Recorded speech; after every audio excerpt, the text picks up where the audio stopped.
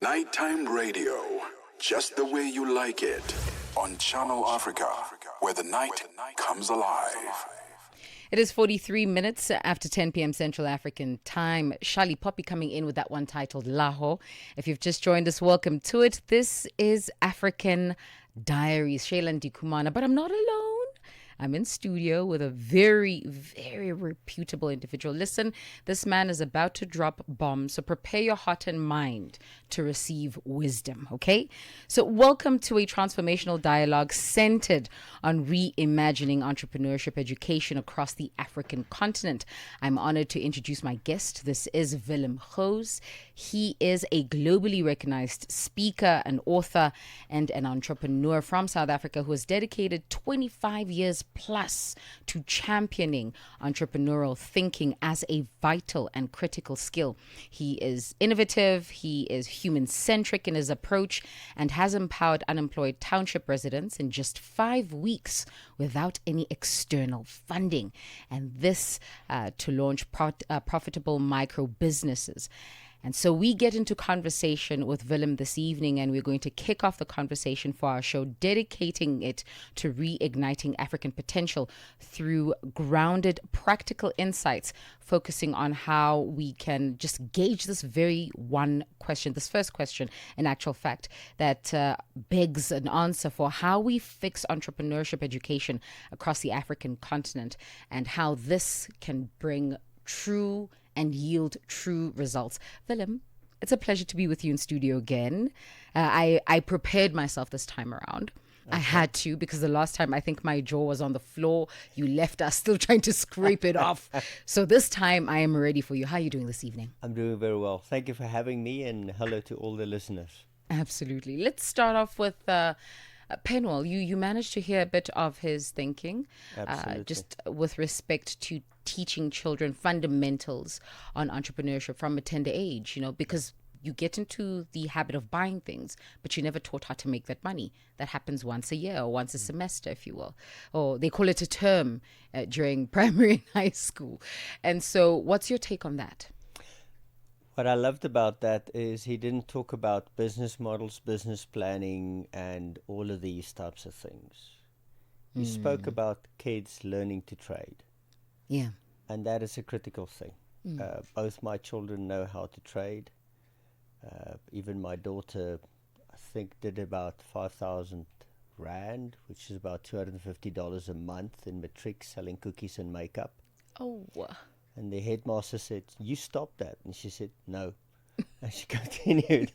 So I fully agree with him. Yeah. Is we need but practical skills. What he's talking about and what I'm talking about are practical skills. Moving away from this theoretical bog that we're stuck in.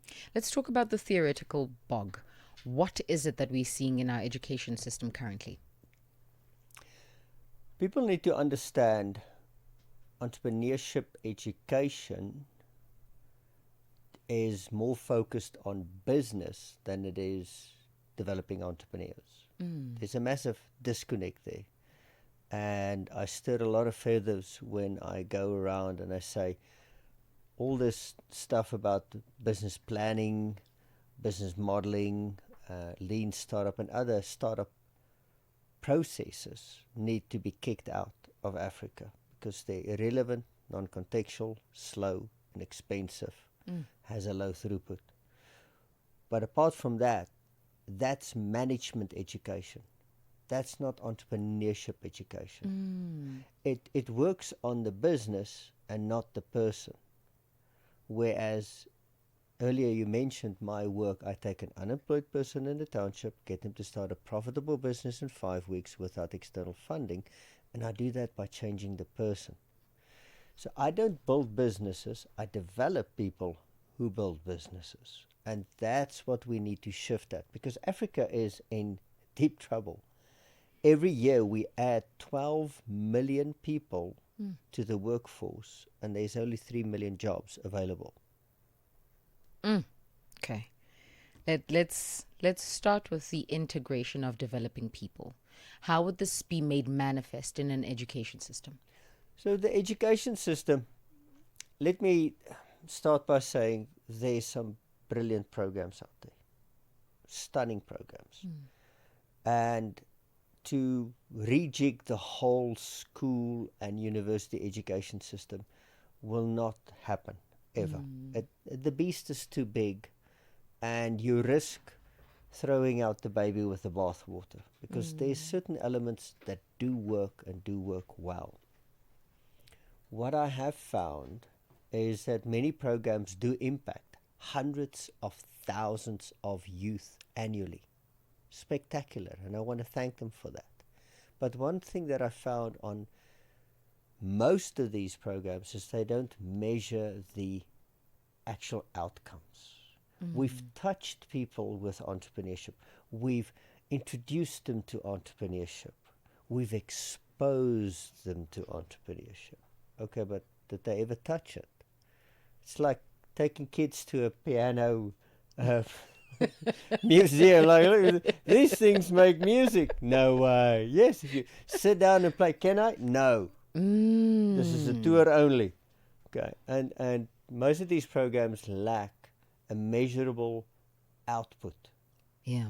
How many businesses are starting? And so many of these big corporates that talk to me, that sponsor some of my programs, come to me and said, we're tired of people taking people through training. So we need to focus more towards a practical solution where you apply. And that's an important thing, but that's difficult, because I was speaking to a panel of professors and educators in the space from UNESCO. And the one professor said, one of our big stumbling blocks is that the people teaching entrepreneurship have never been an entrepreneur. And there is that major disconnect. I mean, I was in a webinar where the biggest entrepreneurship development organization, one of the biggest in the world, and it was the head of programs and two people running programs in countries, and something sounded off. And I raised my hand and I said, have any of you ever been an entrepreneur? I said, no, we studied it at university. So there's that disconnect as well. So practicality and the people teaching it. And I think we need to shift away first and foremost from business thinking. Put that aside for now. And what the podcaster said earlier is get the kids involved. I don't know if you play a musical instrument, Shayla. Once upon a time, played the piano. The piano. Yes. So how do you learn to play the piano? You practice. You practice. You sit down and you do it. And that's how we need to start getting people into entrepreneurship. Get them into the flow of things and the rejection and the failure, and just learn it's part of life. But also that doesn't fit in with school thinking. The voice there of Willem Gous, who I did promise would be dropping bombshells and eggs and all kinds of things. Prepare your mind, grab a pen and paper, because this conversation is about to be fruitful. He is a globally recognized speaker, author, and entrepreneur from South Africa with over 25 years experience in championing entrepreneurial thinking. We are talking about shifting or perhaps rewiring the education system to look further and deeper into entrepreneurship. You've always described entrepreneurship as fixing the person, and hence you focusing on the thinking, right? LO, for instance, is a subject, life orientation, that focuses on the being and how to gauge yourselves as beings within a community. Do you see that being the platform for this kind of education to be introduced through? Life orientation deals with a different part of life. I think that's the social aspects of that. Yeah. And to correct you on something else, it's not about fixing the person, it's about shifting their perspective and waking themselves up to different parts of themselves that they thought previously could never exist or function or even they have it. And then I just open the cupboard, look, it's here. And then they become that. So it could fit in nicely into that, but going to be cross-discipline between business, but the most important thing is the training must convert to income. We must stop training for the sake of training. I've seen that so many times. Talking to incubators in Asia. No, we've trained 5,000 people, 3,000 people. Okay, how many people started the business? We don't know. We just trained them. And so there's no real measurable output. And that's what I bring to the market. And from day one, when I develop my programs, it's designed into it. Like my friend said, you're one of the few people who allow people to open the bonnet of the car and really look at what's under the hood. And we need to get back into that. The practical side and the measurable side, and it needs to drive income, not ideas. Sure. Do you reckon, and I suppose this is just a follow-up to what you're saying, do you reckon if a measurable scale is introduced into the current programs, that then they would be fruitful to an extent? No. Okay. Because I think most programs are still too theoretical. There's no practicality. And it's the big problem that I see is it's first world programs and processes being run in a developing economy. And that doesn't work. But everybody sticks to it like they do to a religion. We must do this. And I was training a bunch of students a while back and preparing them for a pitch contest. Now, if you really want to irritate me, you must get people to do a pitch contest, because it's a theater of false promises and broken dreams. It's just like, oh, you have an idea. I have 5 ideas every time I cough. So it means nothing if you do nothing with it. And then I said to them, midway day one, oh, and you're going to get customers over the next 3 weeks. So you're like, what? Yes, you're going to. I don't pitch businesses that don't have customers. So I won't do this training with you unless you go get customers. And they were scared. But they did the work, and they went out and they overcame those fears. And simply training people on processes and programs that were not designed for Africa or created in Africa, taking our unique perspective and situation into account, I think is a waste of time. Sure. If you want to send through your questions, find us on WhatsApp +27 63406 9126. That was the voice of Willem Gous joining us this evening, a speaker, an author, and entrepreneur who focuses on championing entrepreneurial thinking. And so, Willem, with that being said, let's look at what currently exists across the African continent in terms of offerings, because you said that there are a number of programs that are doing a good job, right? But we don't have the practical and the measurable accounts being afforded to individuals. And so we don't know where that is sort of what the end product of those programs are. If we are looking at those programs and the practicality and measurable status of these programs, how do we then have conversations? And I'm saying this because I want a solution, right? My idea is if we solve part of the problem, then we can continue to integrate this practical, measurable standard across the field by starting with what we do have. Where does the conversation start there? Are we talking to these organizations? Are we teaching them how to make entrepreneurship practical? Are we going to schools, teaching them how to integrate entrepreneurship? What are we doing? It's a very good question. And it's not about replacing the existing programs. It's about inputting different people. Because at the moment, you sit with an unknown. People go and they say, no, we're going to show you how to get funding and access to market.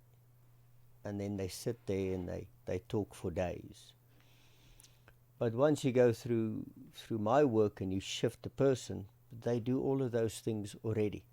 And then when you plug an entrepreneurial thinking person who's already had the experience and the will and willingness to do this, it just accelerates the success in those programs.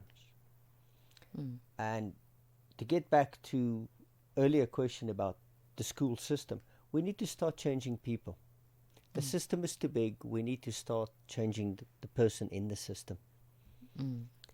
And the programs are having conversations, but not to the level that they're supposed to, because their programs, their methodologies end at a certain level, where now you sit with a situation, but Willem, those aren't entrepreneurs. See, that's why I teach entrepreneurship as a life skill. It is a life skill. It's not a business skill. It's a life skill. Sure. But then they go and they say, yeah, but not everybody can. Yes, they can. Some people will be better than others. It's just like playing the piano. Some will play international concerts. Some would sound like Kanye West on that one song, like ting, ting, and so Yeah. he's going to be that guy rapping along to that. But still he's playing the piano. Yeah, that is fair. And we need to give the opportunity for everybody to live their entrepreneurial spirit. Leave the business for now. Wake the person up. And that's the work that I do in schools and universities. Let's talk about waking a person up. What are we waking up? It's a good way. Waking a person up to their own potential. There's a great image out there, and as a father, it really resonated with me in the beginning. It's two shadow figures standing across from each other, and the one figure holding out a square of their own shadow and to the other person, and they have that exact square block missing, while this person, being the father, is just, he's full of holes because he's given so much to his kids. And that, as a parent, that's true. But for entrepreneurs, you're not missing anything. You are perfect as you are. You know how to talk to people. You know how to engage people. You know how to sell stuff. Well, most people, you're always selling. If you go on a date, you're selling.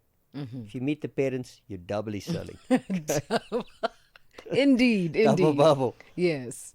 And just take that into a commercial sense. And the waking up is more of, Shayla, have you not seen this side of yourself? Shayla, have you ever thought that it could be possible that you do this? And once you break the barriers, there's mostly educational and misinformation. I despise that word, sorry. Information that stands in their way that blocks them. The belief that I have to have funding, the belief that I have to have a business plan, and the belief that I have to have access to market. And once you remove those beliefs, then their eyes are open to opportunity. So it's on many levels. It's on an educational level. It's on a training level. But over time, the person becomes that person that can always see it. Because once I show it to you, you can't unsee it. And once you see the true potential within yourself, I can't take that away. Sure. Because that's yours. That's you. That's very interesting. And I say that's interesting because you said something to the effect of we need to change people. The system is too big. It's too big a beast. So the people are the ones that need changing. You have done some research on the education system across the continent. How many people are thinking the way you are now speaking?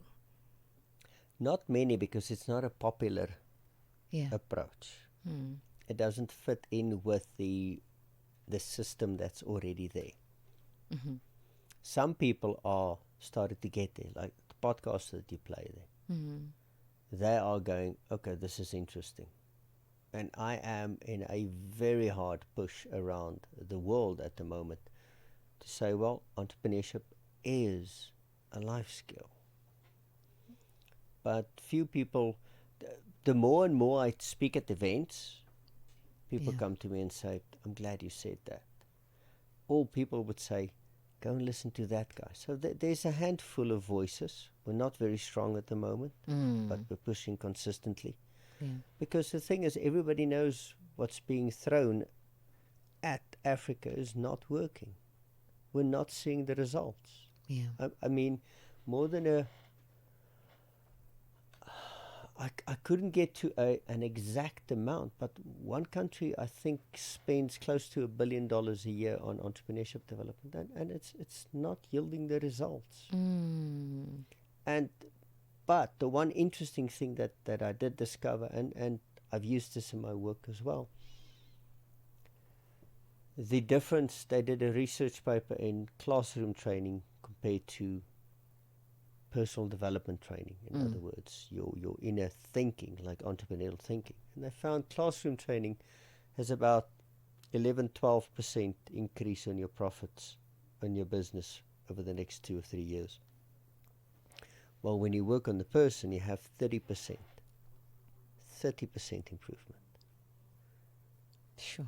And that is what you want, that stickiness and that massive improvement. I mean, one of my trainers went to KFC the other day, and somebody said to him, "You do entrepreneurship education?" And he said, "Yes."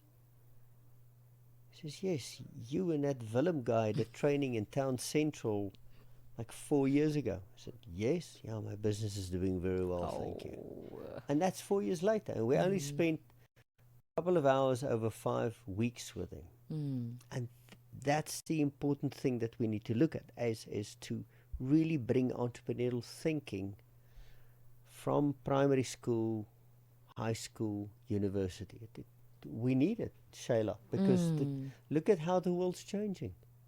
Drastically. If we are to be very honest and just gauge, I mean, the integration of technology, the dependence on technology. I noticed even now that there's a hefty dependence on power. What happens if the grid goes off? We're panicking and thinking, will we even exist if we have no power? Oh, and that's going to get worse, because if you look, just the artificial intelligence data centers in America used 26 gigawatts of power last year. South Africa, as a country, uses 23 gigawatts. And they're building these things as if it's going out of fashion. So we're going to soon compete with the machines for power for these types of things. But the changes that are coming is we need to prepare people for that, because Africa is already farming backwards. I mean, if we bring 12 million people online into the workforce and we only give 3 million of them a job, we're sitting on a powder keg. And one thing that needs to shift definitely in the whole thinking around entrepreneurship education is this thing about small businesses of the future. It's not. It takes 5 to 10 years to build a small business. Micro enterprises, less than 10 people. You can start that thing in a day. Low cost, sometimes no cost, low risk. There's always a risk. People are like, I want a no risk business. But that's the great thing, is now you have the micro enterprises and it's accessible. Anybody can get into that. Just like that podcaster said earlier, you know, the kids, they're starting a micro business. It's not a one-man band. You can have up to 5 people. Yeah. I run a micro business. 90 to 95% of any economy are micro businesses. But they don't talk about it. And these things you can spool up, like I said, 5 weeks. Sure. You can build that business in 5 weeks, while a small business will take you maybe 5 years. And a medium business, that's now 25 or 50 people to 250. That takes, I'd say, about 20 years, 15, 20 years. You know, these are averages. Yeah. There are places where you go into acceleration and everything else, and everything falls into place. But those are few and far between. Most businesses take a long time to build. Sure.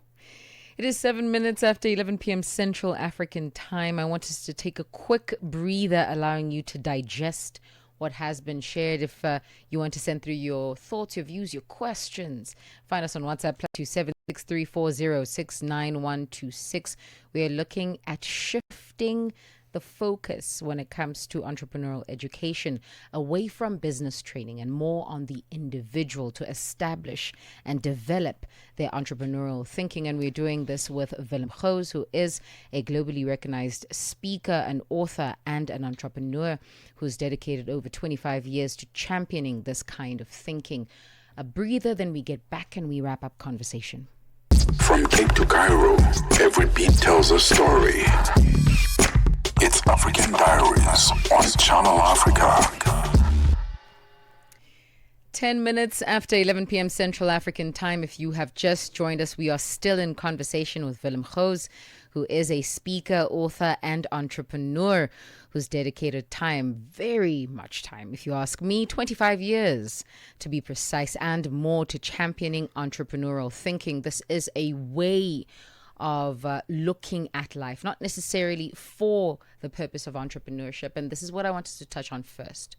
Yes. Right? There is, so with the idea or the prospects of entrepreneurial thinking, one could think that this means I'm going to leave my job and start pursuing this world of entrepreneurship. And maybe I've been burnt a couple of times. Maybe I just don't like the idea of being an entrepreneur. I want us to conscientize ourselves to understand that this is a way of thinking and not necessarily a focus on entrepreneurship. That's a very good question. I'm glad you're asking that. You know, so I always position entrepreneurial thinking as a life skill. And you can use it in life, love, and business. Love? Yes, let me explain. So in life, if you're struggling with an obstacle, let's look at the school-going kid or a university student. They struggle with their marks. What do? Okay, if they just do what they've always done, they're going to get the same results. But as an entrepreneur, if you start thinking like an entrepreneur, you don't have to start a business. And that, number one, so I have 5 core principles. And the first one is agency, and that's my ability to make my own decisions and move forward. But that student in that moment of time feels that they don't have agency. They're frozen in fear, worry what their parents are going to say. Okay, and then you look at flowing forward, and that's finding your next smallest step. What can you do to improve your marks now? What's the one smallest thing you can do? And then you look at, what do I need to start doing, but also stop doing? And what do I need to change in what I'm doing? And that goes on many levels. How do I think about this subject? How do I feel about this subject? How do I approach the subject? But then also the emotional side. Okay, what fear do I need to let go of? What do I need to accept? Or how might I reframe this? You know, when somebody said, oh, but my business this and business that, and I just reframed and said, oh, so it's a non-issue. Yes. So if you reframe a bad situation, it looks different. And then you look at your resources. What do I have? What can I use now? Be like a child playing Lego. Use all that you have. And once you go through that, you will find I have all the people, resources, everything available to me to improve my marks. Right there. In love, in a relationship, you and your husband, wife, girlfriend, boyfriend, how do we make our relationship better? What's standing in our way? How can we move around that? What's the smallest next step we can do? What are we going to change doing? What do I need to accept about some irritating habit that you have? And maybe reframe that. And what can we use to really make this a fun relationship or grow the family? And then you apply that same thinking if you want to start a business or you're in a business. Because I teach this in businesses as well, to individuals and teams, so that the whole organization thinks entrepreneurially. One CEO there, I think 26 countries, they want to facilitate the complete culture shift through this thinking. Because their industry is facing massive disruption. Sure. And now you need to re-navigate this beast. and they can use that to do that. Or your team goes, this is not working, we're waiting for, okay, how might we go forward? What's the next step that we can take? What do we have available? What do we need to do differently? What are we not seeing? How should we look differently at this thing? So as you go through, then I created a compass, which is just a thinking process that you can work through consistently, and it leads to answers and solutions and ways for you to move forward. Sure. And in the work that you've done over the past 25 years, what are some of the consistent issues that you've seen specific to Africans? And I've spoken about this previously as well, is the learned helplessness, the belief, the sheer belief that I have to have funding, a business plan, and access to market to start a business. And that is the biggest lie. Sure. And that's across all developing economies. Yeah, not just Africa. Sure. Let's make this practical for the mom, the dad who's listening right now. We've talked about how we as adults can use this matrix to develop the way we are thinking. But I'm thinking about a mom who's got a 6-year-old and is staring at them as they sleep, and they're saying, I don't know if I can make this tangible for you to understand now. How would they integrate this kind of thinking into their day-to-day? It's a very good thing. So when mom is with it, because the 6-year-old is awake. I mean, my son started the business at 6 selling cupcakes because he wanted more Lego. And I said, well, I won't give you Lego, I'll give you the knowledge to make money. And when the child locks up into a situation like, I don't know, okay, what can you do? What's the smallest step that you can take now? What might you do? What are you not seeing? Okay, and what have you done? And what can you do differently? Okay, and are you sad about this? Okay, that's fine. Did you lose anything? No. Did you get hurt? No. So why you hurt? And I go, yeah, that makes sense. And okay, cool. What tools? You play Lego? So now you want to do this.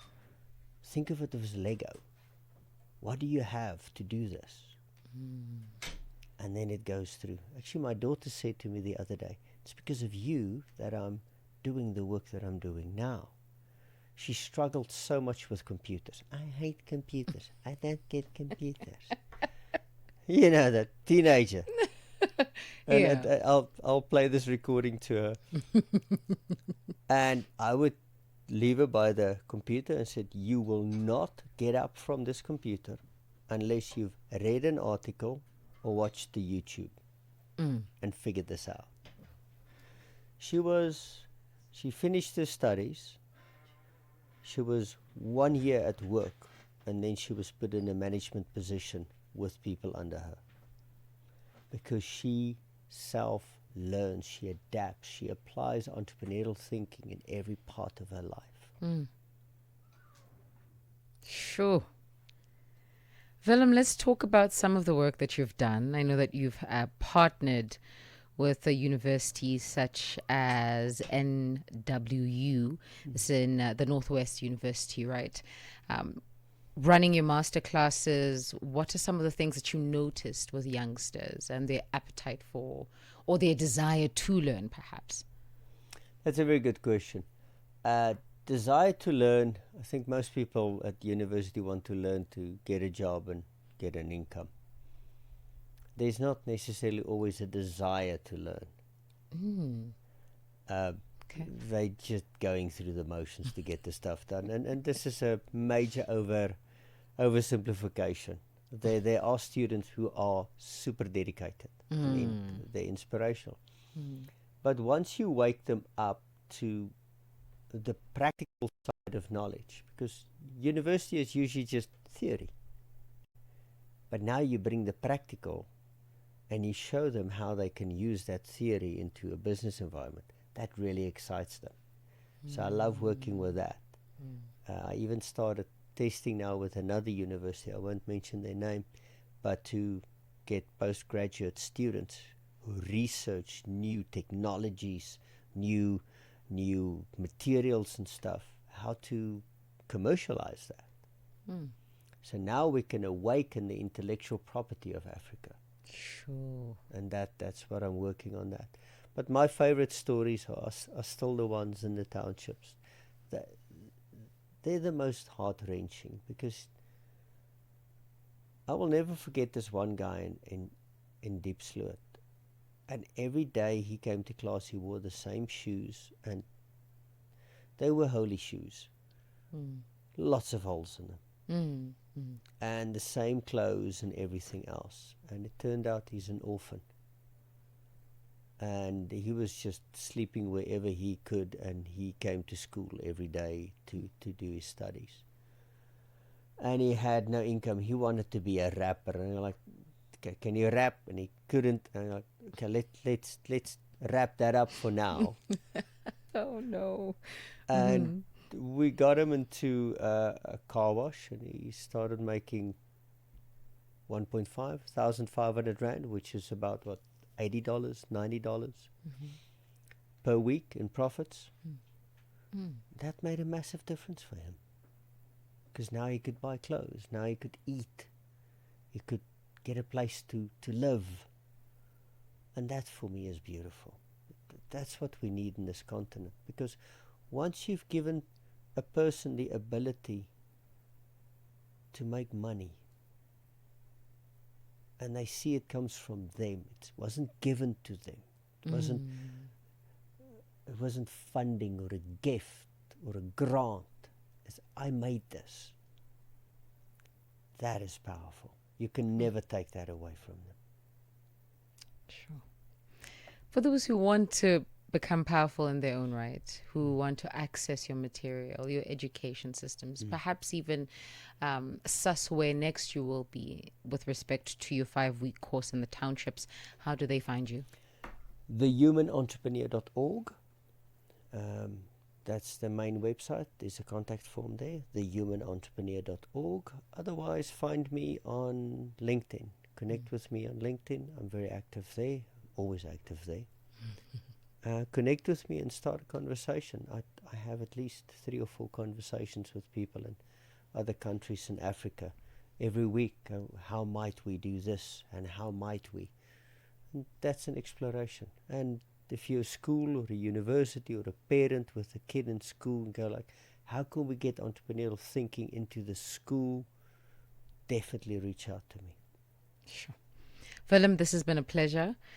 One of part 4 of the series where we look to change the landscape of the context of the African continent. And I love what you said there, that once you realize that you are the one championing this thing, there's a sense of purpose, there's a sense of pride. You understand what your capacity is, and you walk into every room with that knowledge. I think I absolutely love that. Willem, it's been a pleasure. Thank you so much for joining us. Thank you, Shayla. The voice of Willem Gous joining us this evening. He is a globally recognized speaker, an author, an entrepreneur, and an individual who's dedicated their time to championing entrepreneurial thinking as expressed and exposed this evening. Listen, this is part 1 of a 4-part series. You do not want to miss out on it. We're going to be igniting the future of the African continent, and we do this alongside Willem Gous. It is 23 minutes after 11 p.m. Central African time. Let's take a quick breather.